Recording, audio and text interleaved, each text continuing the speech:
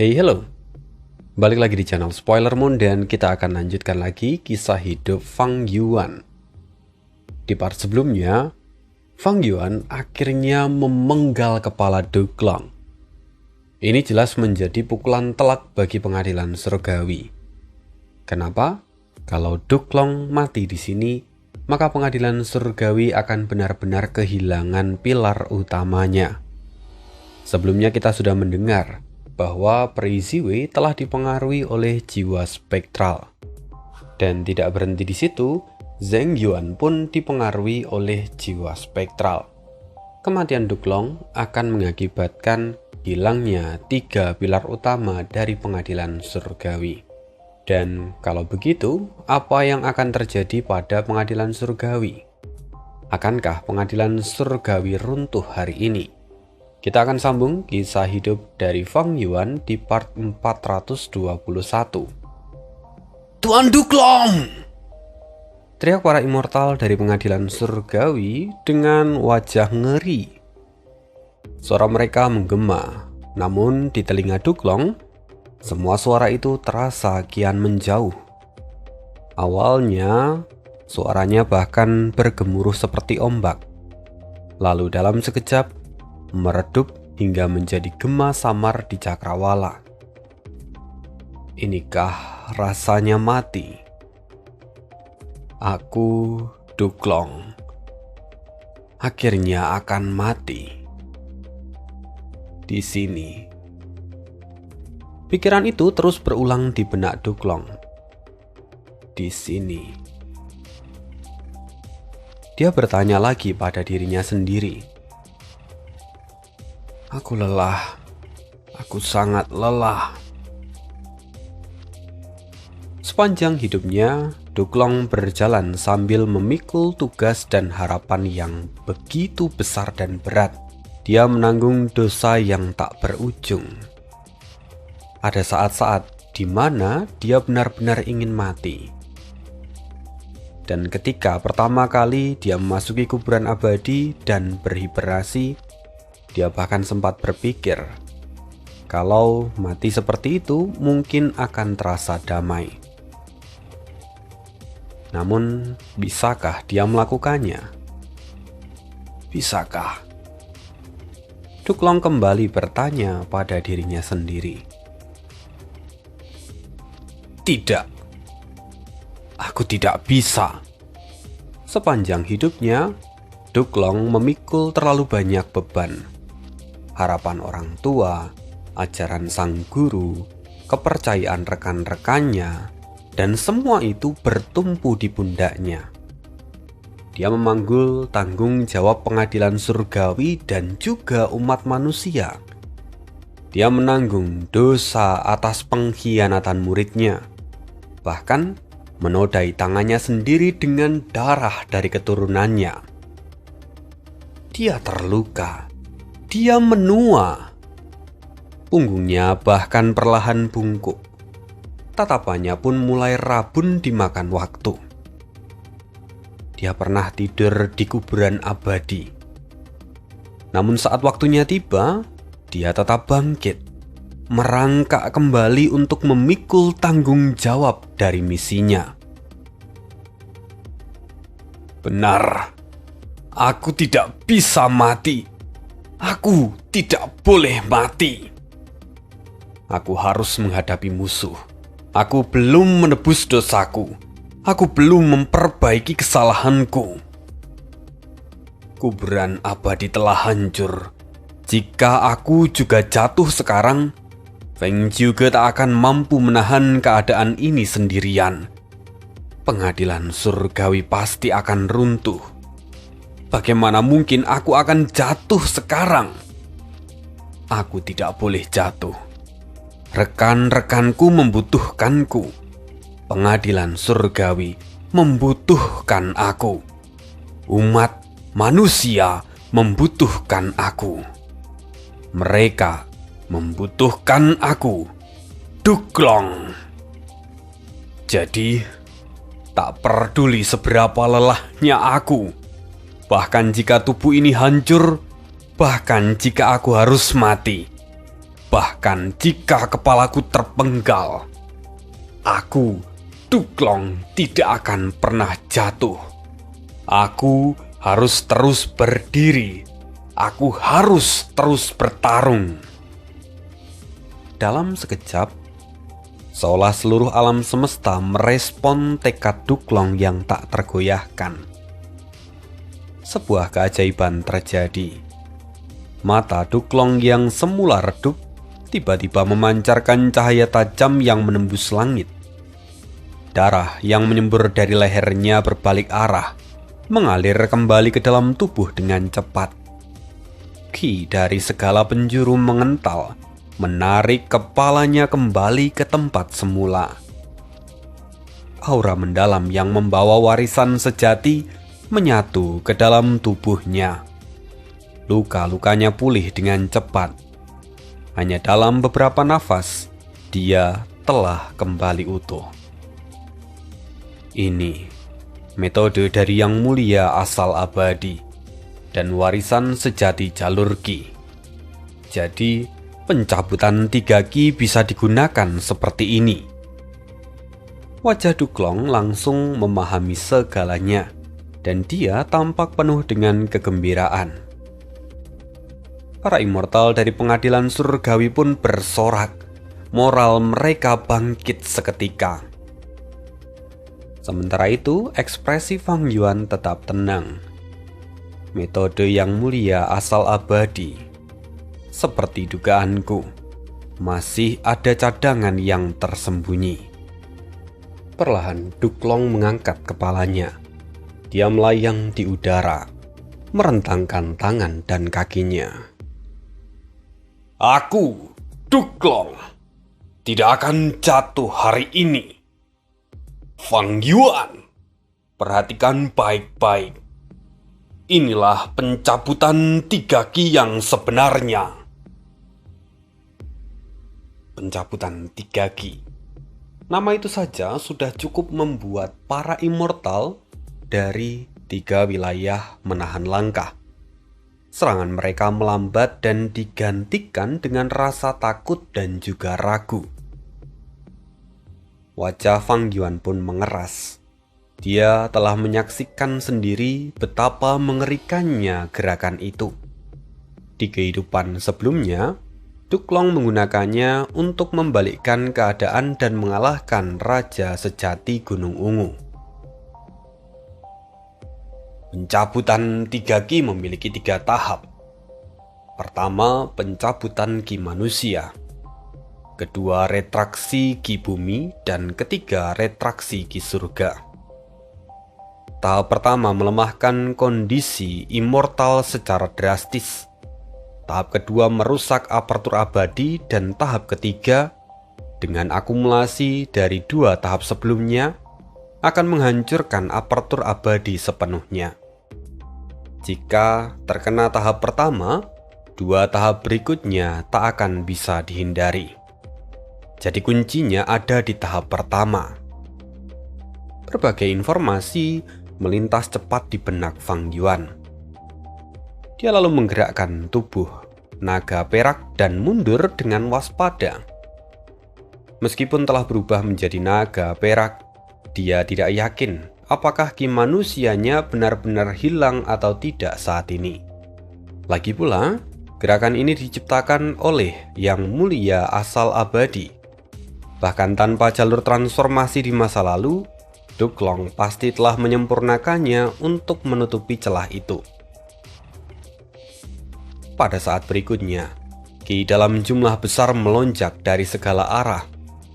Angin berputar seperti gelombang, berkumpul di sekitar tubuh Duklong. Ki manusia, Ki bumi dan juga Ki surga dalam jumlah yang tak terhitung mengalir masuk ke dalam dirinya. Semuanya berubah menjadi tanda dao jalur Ki, memperkuat dirinya secara drastis. Mata Fang Yuan menyipit. Ini bukan sekedar pencabutan Ki biasa. 3 tahap diaktifkan sekaligus, menyerap Ki untuk memperkuat dirinya sendiri.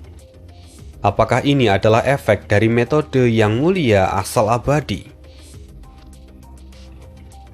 Sebenarnya, efek dari gerakan ini telah menyimpang dari bentuk aslinya. Kekuatan yang bahkan belum pernah ada sebelumnya. Perasaan berkuasa memenuhi tubuh dan pikiran Duklong. Kini langkahnya terasa ringan. Udara di bawah kakinya pun meledak dan tubuhnya langsung melesat seperti meteor ungu. Dalam sekejap dia muncul di hadapan Fang Yuan. Tapi Fang Yuan tak gentar. Segel pelindung arus balik masih aktif. Dan boom! Tinju Duklong menghantam kepala Fang Yuan.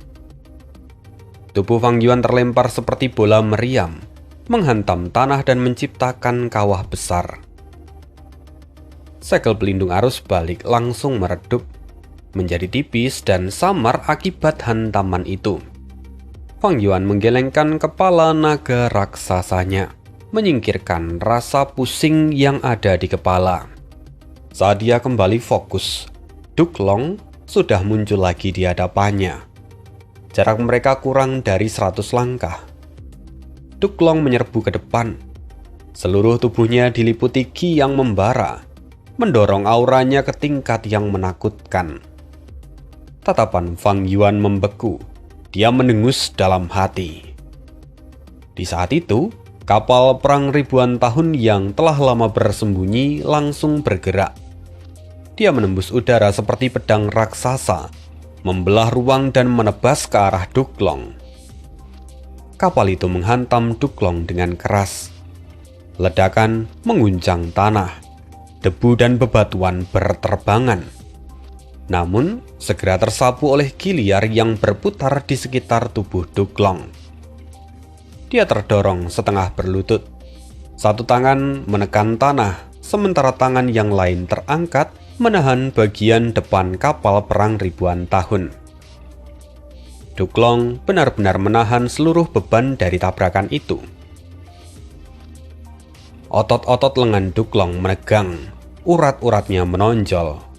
Sedikit demi sedikit, dia mendorong kapal raksasa itu menjauh.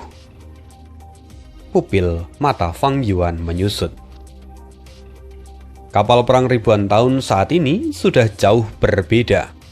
Dia telah menyatu dengan formasi pertempuran 12 zodiak. Kekuatannya cukup untuk menempati peringkat 5 besar di antara rumah Gu yang ada di dunia. Namun, Duklong menahannya hanya dengan satu tangan. Penguatan dari pencabutan 3 ki telah melampaui seluruh perkiraan Fang Yuan. Duklong mengembuskan nafas berat. Dia bangkit berdiri.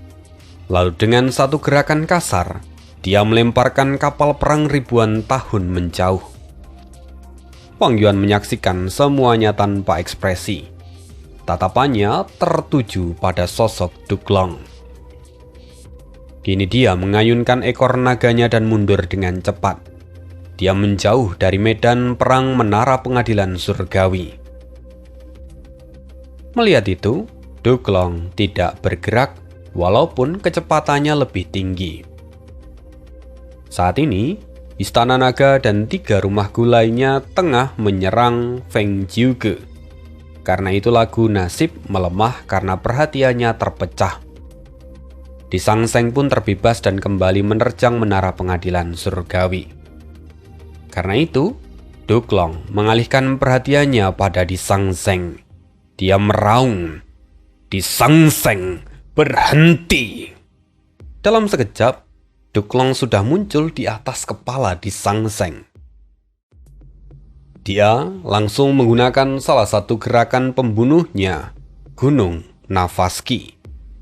Kemudian sebuah gunung ki raksasa tak kasat mata terbentuk seketika dan menghantam turun.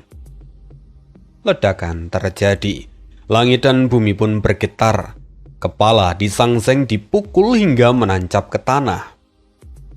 Kekuatan jalur ki Duklong setelah diperkuat oleh pencabutan 3 ki, kini telah mencapai tingkat yang mengerikan. Namun setelah serangan itu, ki di sekitar tubuhnya menyusut hampir sepertiga. Kesempatan! Huang Songxi, Wu Yong, Zhang Yin, mereka bergerak hampir bersamaan. 3 serangan jarak jauh melesat menuju Duklong. Tapi Duklong tidak menghindar. Dia bahkan tidak mengaktifkan pertahanan.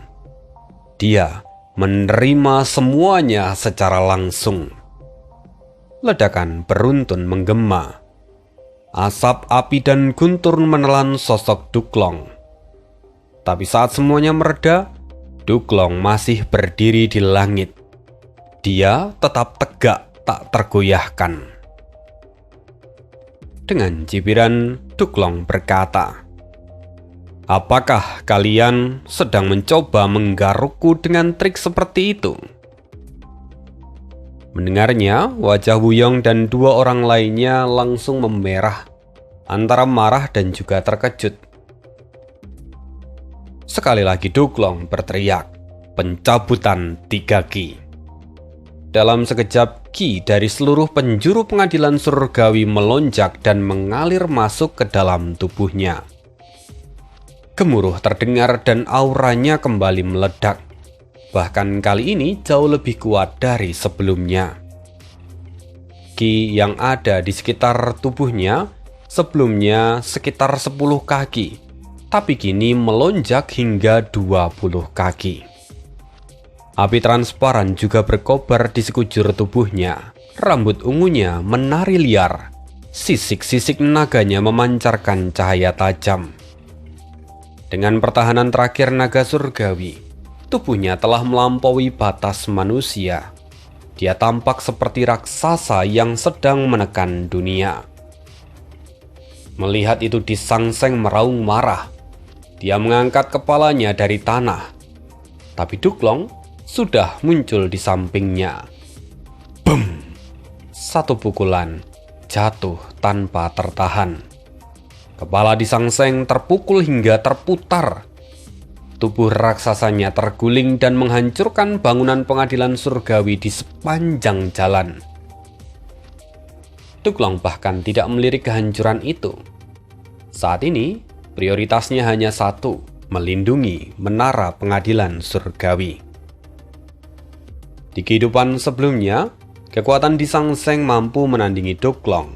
Tapi di kehidupan ini, Disangseng ditekan sepenuhnya. Kalau Feng Jiuge sebelumnya menekan Disangseng dengan lagu nasib, kali ini Duklong menekannya dengan kekuatan murni.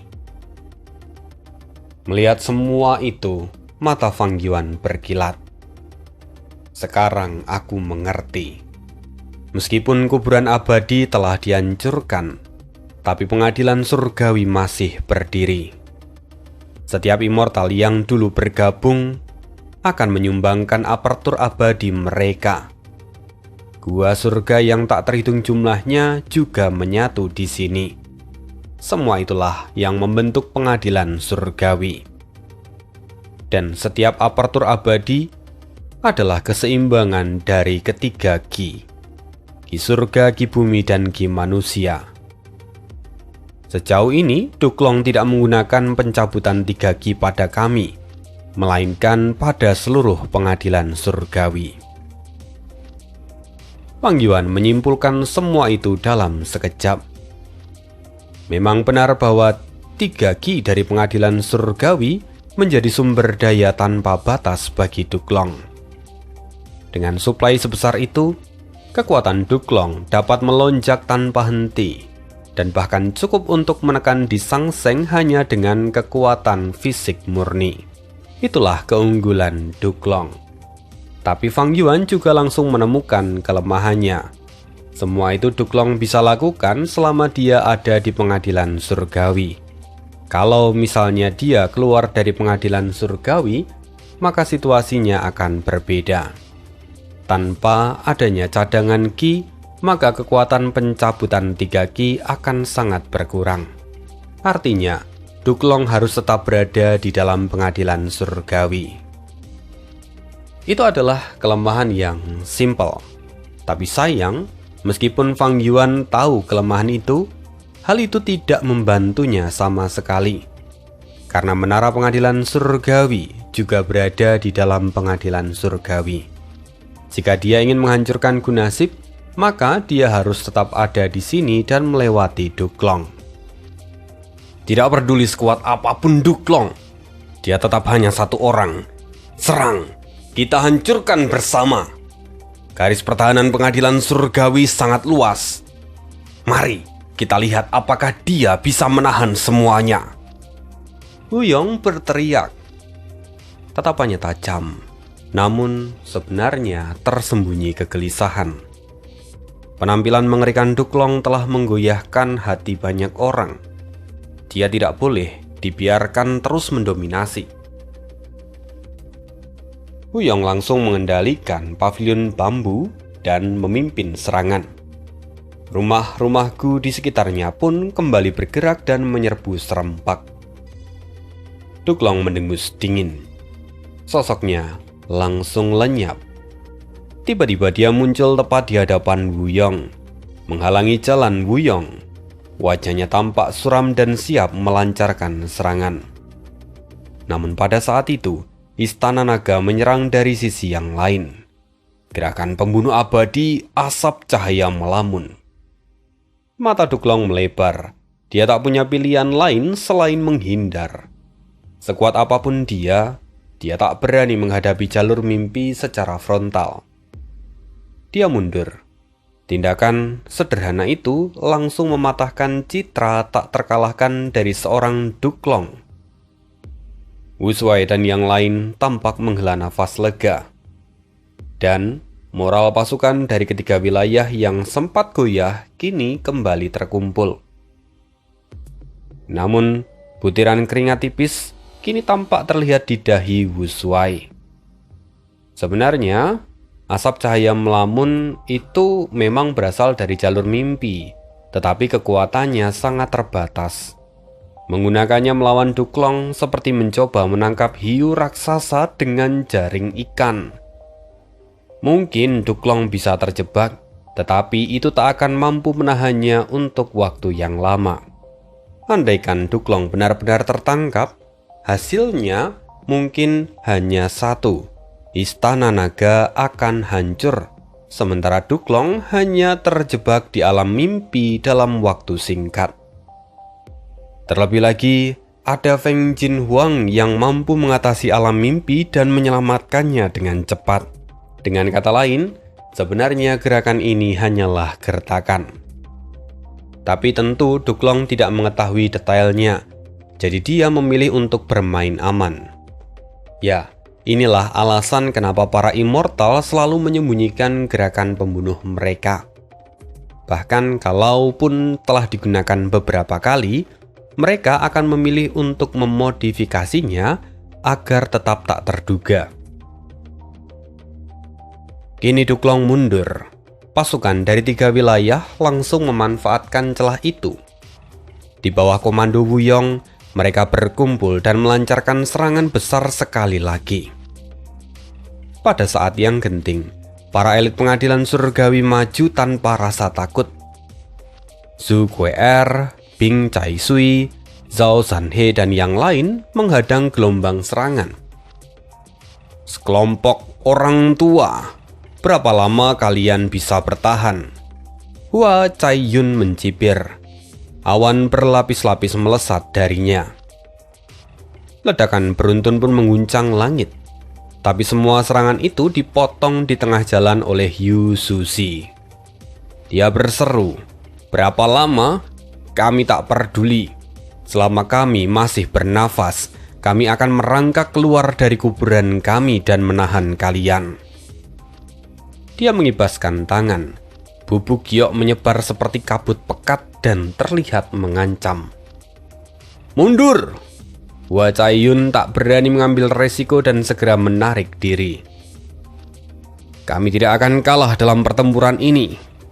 Apa kalian tahu kenapa?" Zhao Xiongxin melangkah maju. Jubah putihnya berkibar dan wajahnya tampak tegas ketika mengatakan semua itu. Kemudian panah cahaya putih melesat tanpa henti dari tangannya. "Asal kalian tahu, sejak 3 juta tahun lalu, kami adalah pelopor zaman. Kamilah tulang punggung umat manusia benua tengah. Kami tidak pernah melupakan penghinaan sebagai budak varian manusia. Kami tidak pernah lupa bahwa kedamaian harus dibayar dengan darah dan nyawa. Dan kami tidak akan pernah lupa bahwa kebahagiaan rakyat harus dijaga oleh setiap generasi. Sementara kalian hanyalah orang-orang picik yang mengorbankan kemanusiaan demi kepentingan pribadi. Datanglah, tak peduli berapa kali kalian menyerang, kalian ditakdirkan untuk kalah. Dengan teriakan itu, panah-panahnya menjadi semakin kuat. Serangannya berubah menjadi pertahanan. Huang Zongzi, Yi Haofang, dan para peringkat 8 lainnya terpaksa mundur. Serangan mereka terhenti, moral mereka kembali goyah. Lihat, inilah keteguhan pengadilan surgawi. Su Kuer dan Pangeran Feng Xian menggabungkan kekuatan. Api berkobar membentuk garis pertahanan baru yang kokoh. Beberapa rumahku peringkat 7 terhenti sepenuhnya. Sementara itu Liu Hui mengejek, dasar kakek-kakek cerewet. Tapi sebelum ia selesai mengatakan ejekannya, penglihatannya seketika menjadi gelap.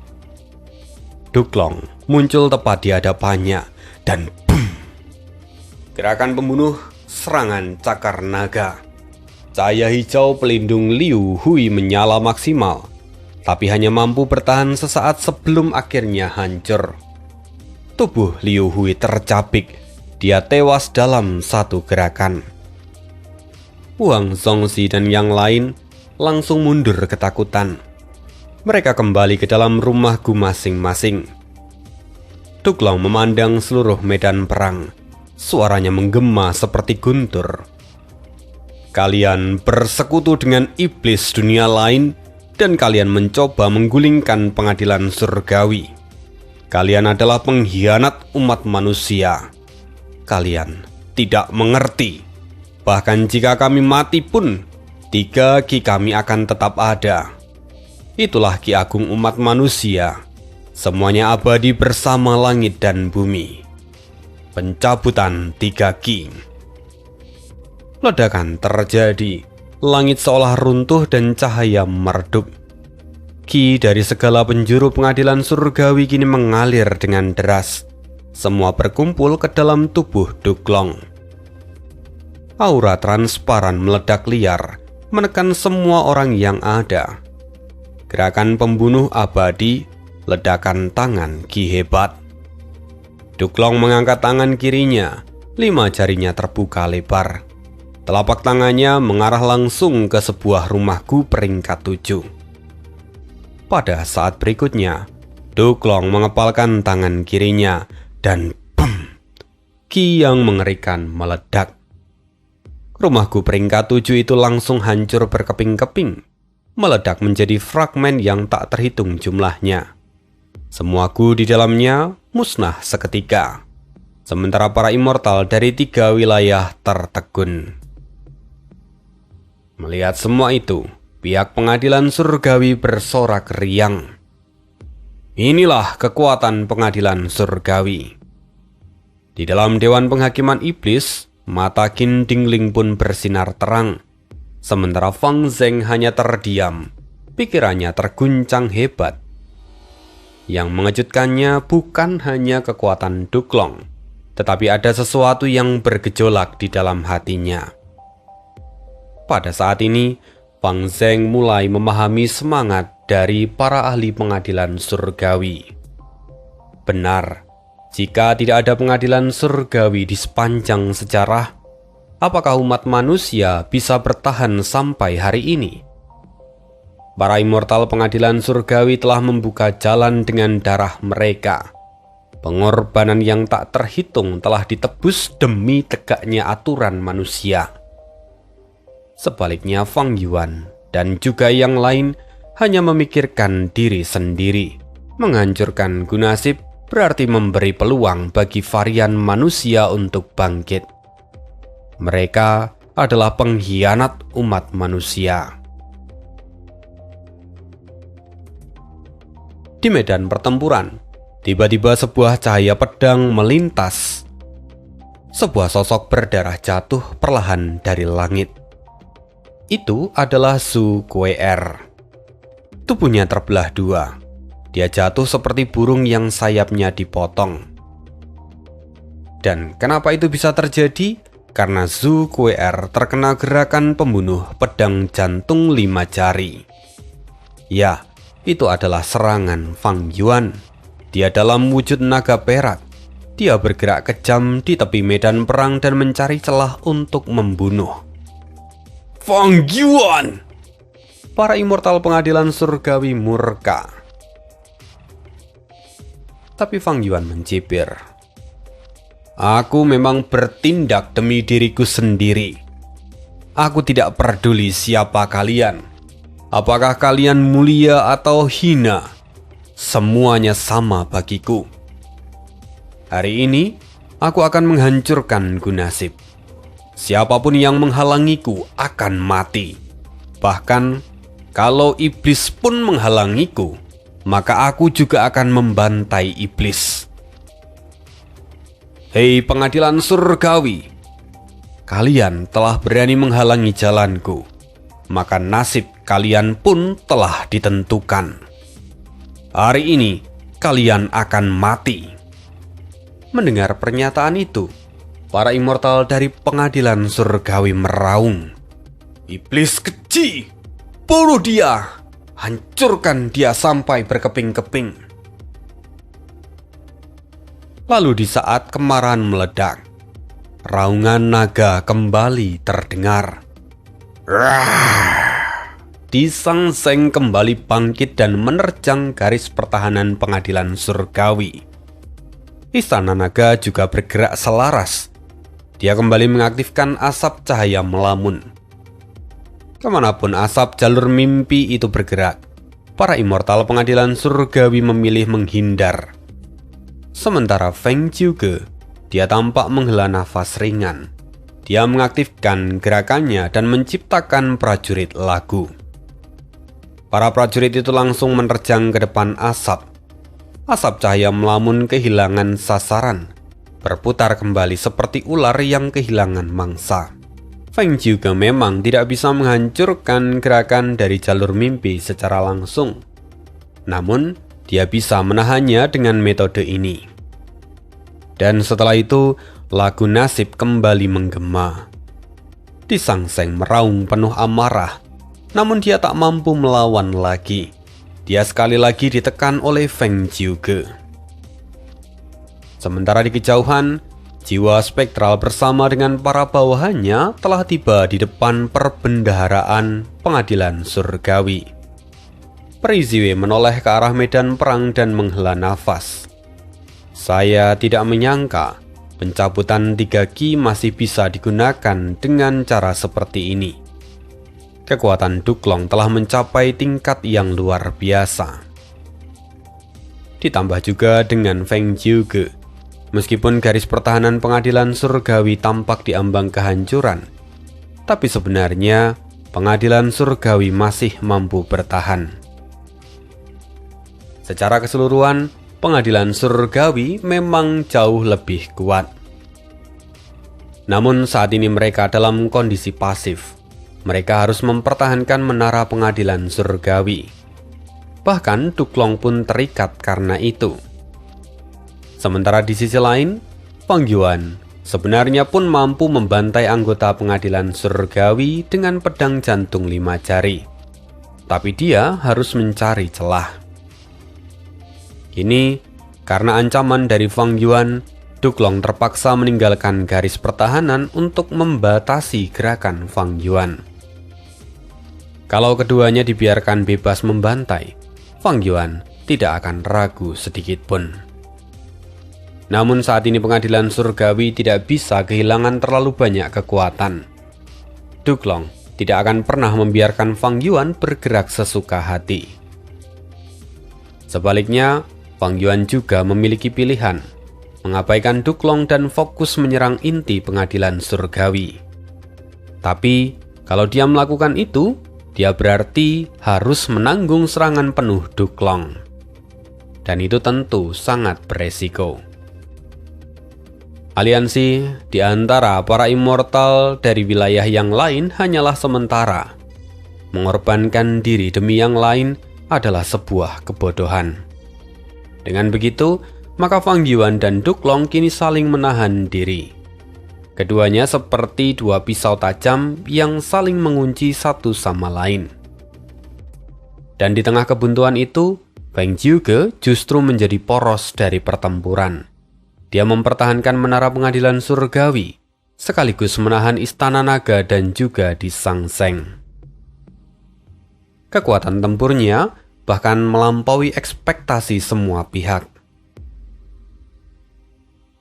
Di situ Zheng Yuan tampak menyipitkan mata dan kemudian berkata, "Sekarang kita hanya perlu melihat siapa yang akan memecahkan kebuntuan ini.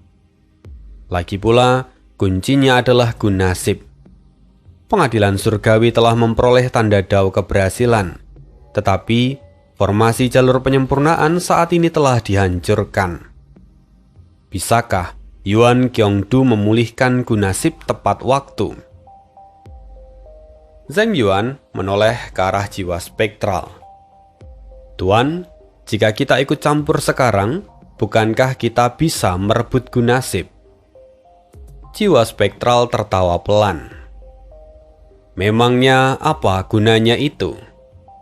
Jangan tertipu, mereka sendiri belum bertarung dengan seluruh kekuatan mereka. Ada lebih banyak hal tersembunyi di balik pertempuran ini, dan para fan rebel masa lalu juga terlibat dalam pertarungan ini. Untuk sekarang kita ambil saja dulu perbendaharaan ini. Kita akan rebut kembali pintu kehidupan dan kematian." "Baik, Tuan," jawab mereka berdua. Sementara itu di sisi lain, seperti yang sudah kita dengarkan sebelumnya, Yuan Qiongdu terkena serangan balik dan akhirnya pingsan. Kini, di dalam benaknya, sebuah ingatan kembali muncul. Di sisi sebuah gunung, hamparan hijau terbentang luas. Air jernih mengalir pelan, ditemani dengan kicau burung yang merdu. Sebuah suara lembut terdengar. "Duer, kenapa kamu terbaring di sini?" "Kakak senior." Yuan Qiongdu muda perlahan membuka mata. Terlihat seorang gadis berdiri di atasnya. Dia menatapnya dengan mata yang cerah dan senyum yang hangat. Tatapan gadis itu beralih ke tangan Yuan Qiongdu. Dia tampak terkejut dan berkata, "Wah, kamu berhasil memperbaiki Gu peringkat 3 lagi. Hebat sekali." Yuan Qiongdu bangkit perlahan. Wajahnya tampak murung. "Tapi aku tidak senang. Aku sudah mengatakan, aku tidak suka jalur penyempurnaan." Gadis itu menepuk pundak Yuan Qiongdu dan berkata, "Jangan berkata begitu. Bakatmu membuat banyak orang merasa iri." Tapi Yuan Qiongdu tetap menunduk. Ekspresinya terlihat suram. "Hei, bagaimana kalau begini? Aku punya rahasia kecil. Beberapa hari lalu, aku menemukan petunjuk tentang sebuah warisan dari masterku di ruang belajar ayahku. Sepertinya warisan itu tersembunyi di suatu sudut gunung ini. Maukah kau mencarinya denganku?" Gadis itu tampak tersenyum. Mendengarnya mata Yuan Qiongdu langsung berbinar. "Sungguh? Adakah hal seperti itu? Hebat sekali. Memang benar bahwa warisan immortal itu langka, tetapi warisan masterku cukup banyak. Senior, tolong katakan petunjuknya." Gadis itu mengangguk. Petunjuknya berupa sebaris puisi. Aku sudah memikirkannya beberapa hari ini, tapi belum menemukan jawaban yang tepat. Dengarkan baik-baik. Gadis itu mulai membacakan puisi itu tanpa menyembunyikan apapun. Dan begitu selesai, Yuan Qiongdu langsung bertepuk tangan. Aku paham.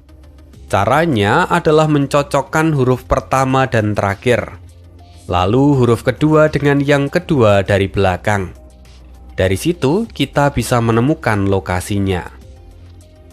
Gadis itu tertegun sejenak. Lalu matanya berbinar. Jadi begitu.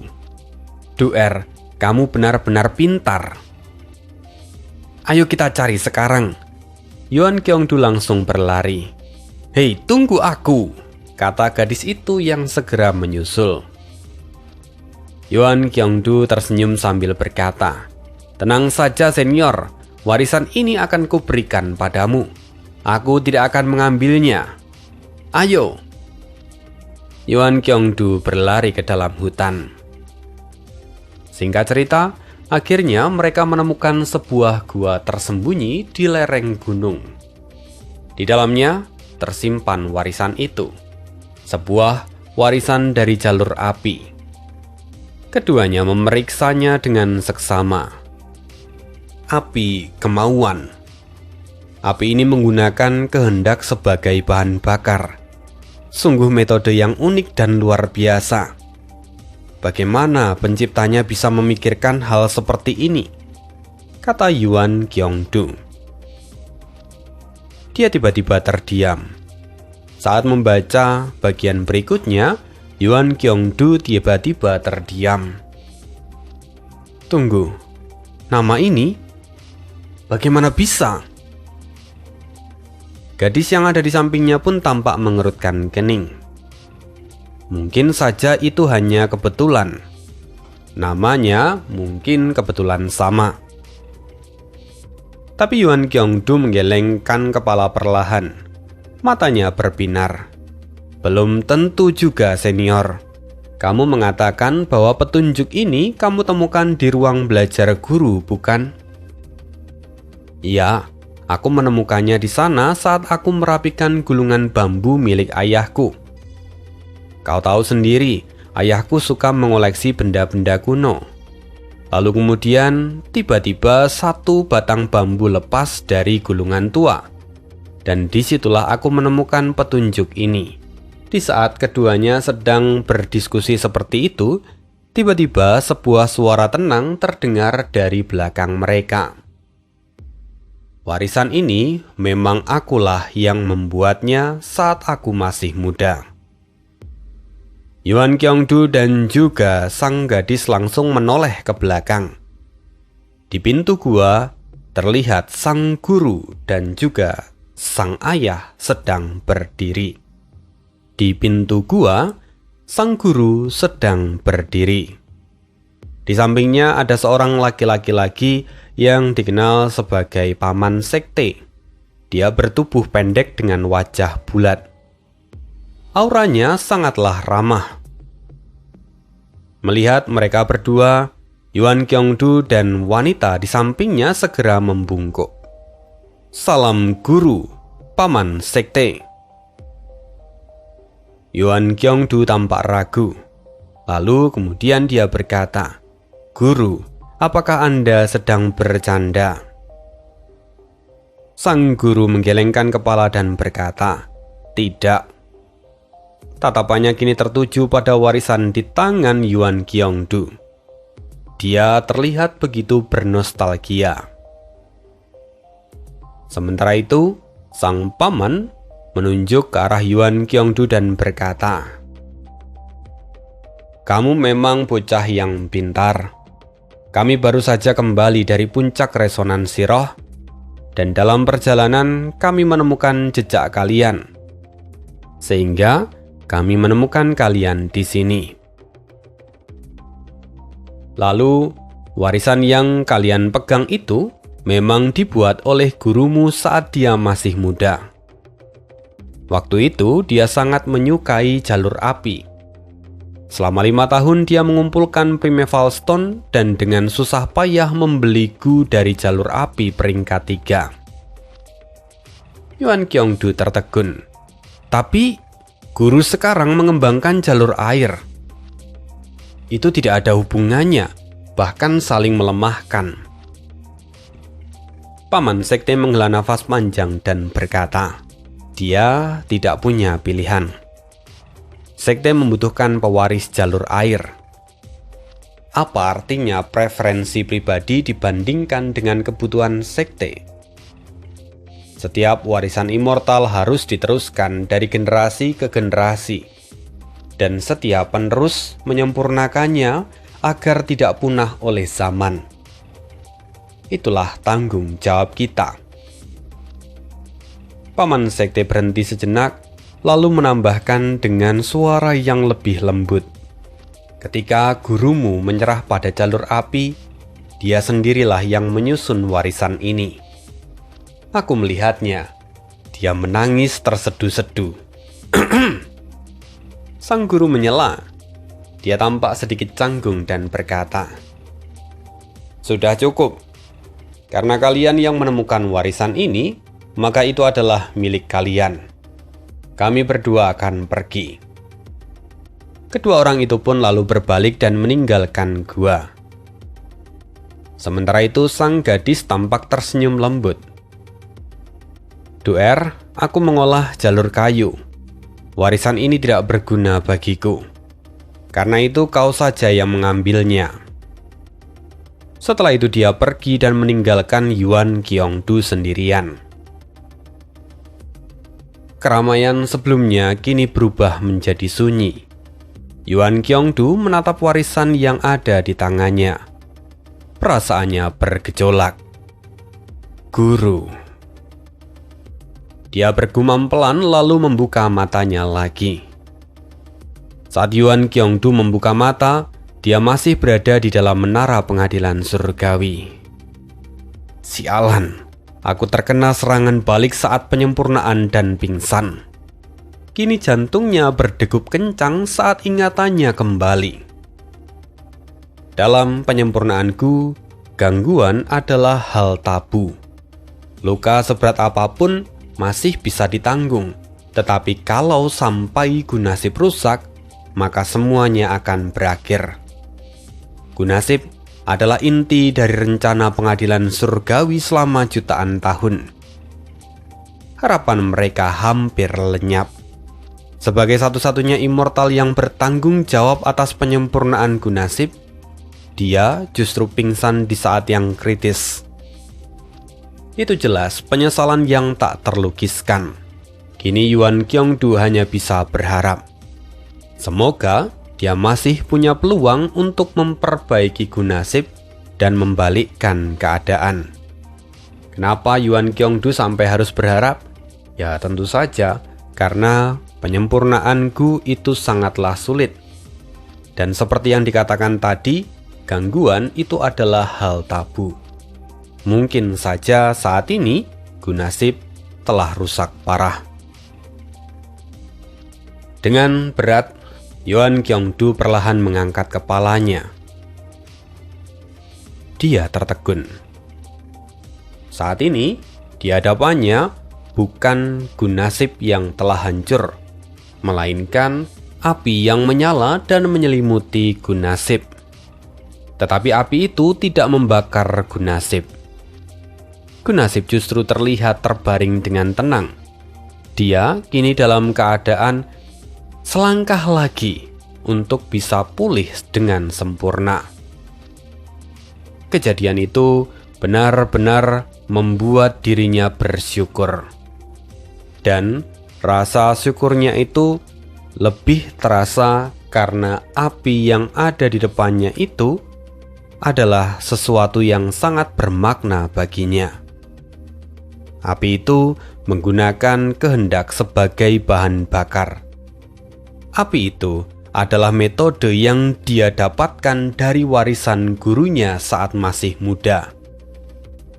Walaupun pada akhirnya Yuan Qiongdu menekuni jalur penyempurnaan, tetapi dia tidak pernah meninggalkan jalur api. Dia terus mengembangkan teknik yang ia dapatkan itu hingga akhirnya teknik itu mencapai tingkatan immortal.